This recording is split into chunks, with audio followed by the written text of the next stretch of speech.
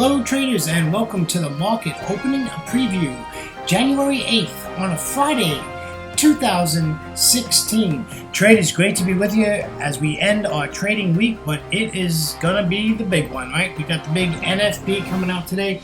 We'll get to that in just a moment. Have a couple of things, got some charts to look at, some data that's coming out today that's of concern. However, the London session is going to be a little bit quiet today. Traders, remember, this is brought to you through fxclearing, excellence in trading. And please come visit us at fxclearing.com for your trading solutions. All right, traders, let's get started. So far, I don't want to keep you too long. And let me introduce myself to you. My name is William Gilda. I'm your moderator for the market opening preview series, which is done every single trading day before the London Open. Traders, don't forget, it is Friday. And what happens after the Friday New York close? We have the Friday wrap-up where we look at about 16 daily charts and we're looking at price action and what we can expect in the week ahead. All right, so what's the deal? What are we going to do? Well, I started trading in the year of 2006, and in 2008 I retired from a wonderful 27-year career as a firefighter paramedic out of the great state of Florida, the United States. 9 days later, came to Thailand for a 3-month holiday. Well, traders, it's 8 years later, and I am still here. Absolutely love trading in Thailand and being here. It's just a great place to retire. It's just awesome. It's tropical weather, same as it was in Florida. I'm 5-minute walk to the beach. Just absolutely gorgeous.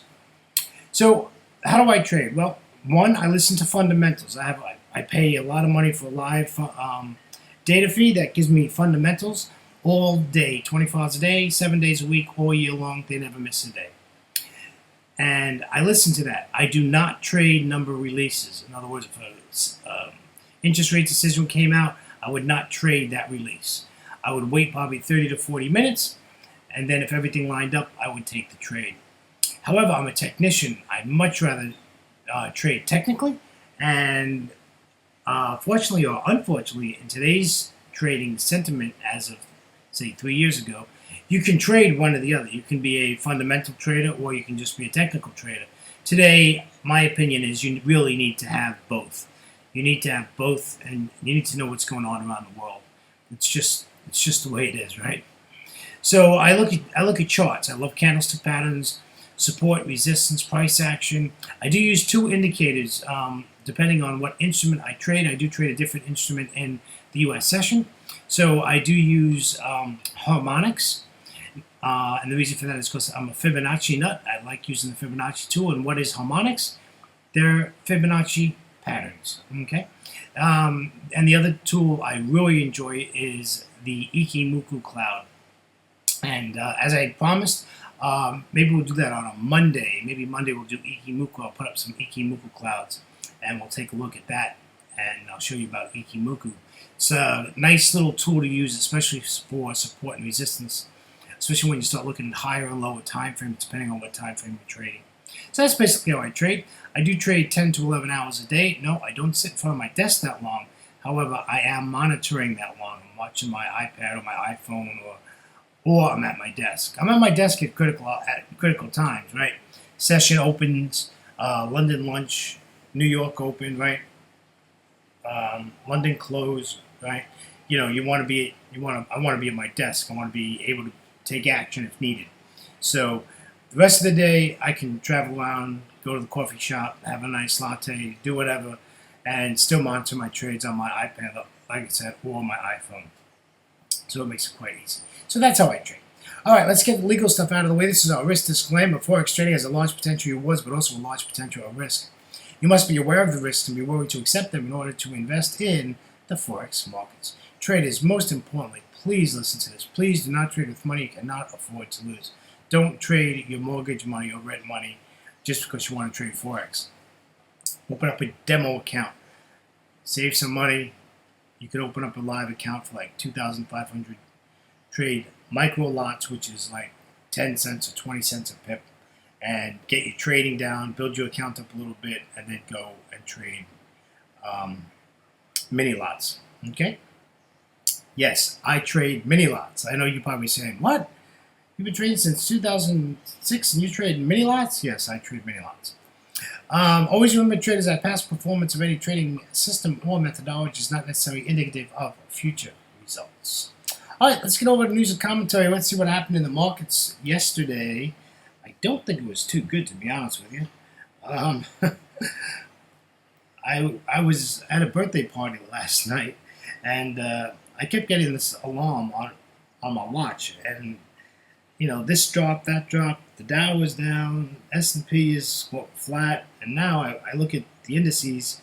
It's early in the morning for us here in Thailand. Well, it's not early now, but I start early. I start about 6:30 in the morning and preparing myself for the day. And I do a 90-minute live trading room I moderate. So yeah.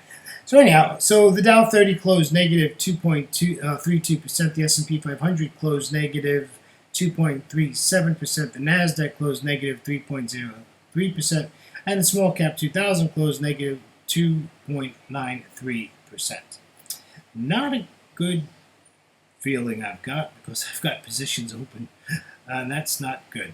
The DAX, however, closed negative 2.29%. The FTSE 100 out of London closed negative 1.96%.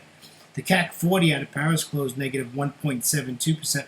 And the Eurostoxx 50 closed negative 1.76%. Wow, just a lot of negative numbers. I don't know if they were expecting such negativity so early. Let's take a look at Asia now. Remember, these countries are currently open and trading as it's just coming on 9 a.m. In Thailand, and that's coming up to 2100 hours on Wall Street. The Nikkei 225 is positive 0.21%. The S&P ASX 200 out of Australia is barely negative at negative 0.42%. The China 850 out of Shanghai is positive 0.50%. The Hang Seng out of Hong Kong is positive 0.51%. And the Kospi out of Seoul is negative 0.18%. So that's what's going on with that, my friends. All right, let's take a look at what's going on with the economic calendar. Really, the big news of the day is that it's NFP Friday, right? So we have the big NFP numbers. However, there is a news event. Just let me focus in here. We had Aussie retail sales came in. They were expecting 0.4, and that's just what they got, 0.4. So there was really no news. The rest of the data, until London, we have the Great British Pound is medium impact. We have trade balance. All of the data up to that point is all low impact news. And then the big stuff comes out, right? We have Canada, unemployment change, unemployment rate, and building permits. The US, we have the big NFP, and we have average hourly earnings, which is a big thing with the Fed. They really want to watch that number. So that's a number that they watch pretty big. And then, of course, the unemployment rate, which is maintained at 5%. So that's what's going on there. There is quite a bit of China news on Saturday. So be careful if you're holding positions over the weekend that China affects. Okay? So we do have a bit there. Commentary is, traders, I am not a fan of NFP Friday, okay? I don't trade NFP Friday. I watch, from like today, I plan on watching it, but I don't trade NFP Friday. I basically do my work and shut my computers off, and I watch. Like I said, NFP can really, if you're not experienced in trading NFP numbers and all that stuff, you can get whipsawed and hammered really quick. So please be careful if you're going to live trade the NFP number release. All right. My mentor back in 2007 said, you know what? NFP Friday is a good day to go play golf. Go back to sleep if you're on the East Coast of the United States, because it's the middle of the night. Oh, really? It's early in the morning, right? It's 8:30 in the morning. But don't trade London, and just don't trade on NFP Friday. and take a 3-day weekend.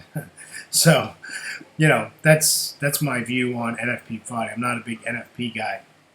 However, we got to trade what's in front of us, and we have some really interesting charts today. That's the important part, is that we've come up with some very interesting looking charts today. I was quite surprised when I opened them up. So let's take a look. Let's get the euro dollar. Now this euro dollar, it had a bounce up here. We had some dollar weakness. I put a trend line in there. It's a 3-touch trend line. I just want this to break this trend line and retest it. We'll get in at 1.0896. We're going to get out of there at 1.0788.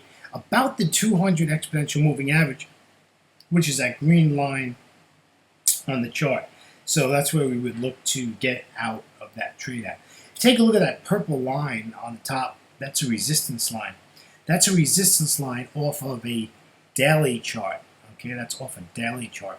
So in my live account, as you probably know, I color code, and I've used the same colors for like 3 years now. But I color code my trend lines, channel lines, all that stuff. So if I see it on a 4-hour chart, I know where it's come from.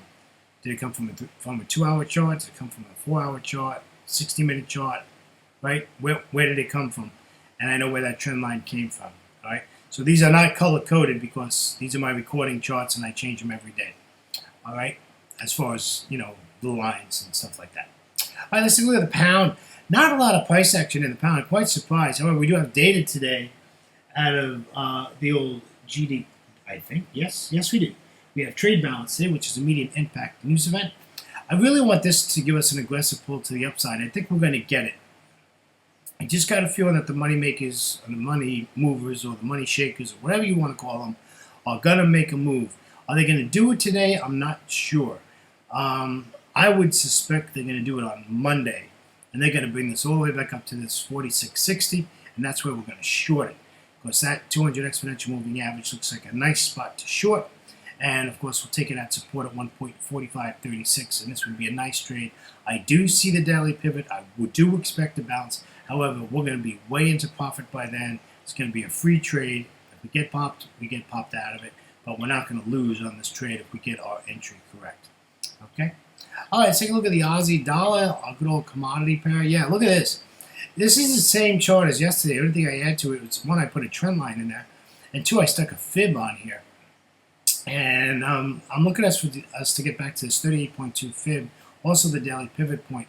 And, it spiked its way up there. It hasn't quite made it up there. So I'm hoping that we can get this up there, which means we need dollar weakness, right? There's not a lot of data today to move this Aussie, so we need some dollar weakness to get this up. And then by London Open, hopefully we'll get some dollar strength, and we can take this down. I want to be out of any position. If you take a position on a live account, by London lunch, you want to be out of all your positions. You want to be flat. You don't want to be, unless you're 100-something pips, in profit. That's different. Protect 50% of it and let NFP do its thing. NFP is not what it used to be, where it used to move 150 pips. NFP now moves 60, 70 pips, 80 pips at the most, and it's a done deal. In the old days, as they say, in the old days when I was a kid, NFP would move 150 pip, on the number release. It's not the way it is today. So, and the reason for that is because they've added more data releasing that comes out at the same time. Realize that we're getting 7 pieces of data that's being released at the same time between Canada and the U.S. And it takes some longer time to digest that and then react to it. Okay, so I think this is a great trade. I really do. We just need this price action to get up there. I do not want to short where it is at the current moment. The trend line there is a support line, and if we get down there and it breaks it and then retest, you can take it down there from there. But I would do a complete new trade plan if you break that trend line. I don't expect that trend line to be broken. That's a 4-touch trend line, and I'm pretty sure that'll hang right where it's at. Take a look at the Euro Aussie. Sort of wasn't expecting this when I opened the chart this morning, that this made a bounce up, and I just wasn't expecting it, and it did. It did what it did. So it didn't take anything out of significance, but if you take a look at the daily, listen, this is still a very bearish pair, folks. my bias is still to sell this, and that's what I'm looking to do. I want this to break this trend line, retest it. I want to sell this at 54.29, and we're going to take our profit at what? Support. And of course, that's the 200 exponential moving average on this chart, and that's at 1.5171. Nice trade. This is over. This is close to 200 pip trade here, so you might be in this a couple of days. The problem is it's NFP Friday, and who the heck wants to enter into a trade on NFP Friday? Okay, so just be real careful, but I do think this is a great trade opportunity here.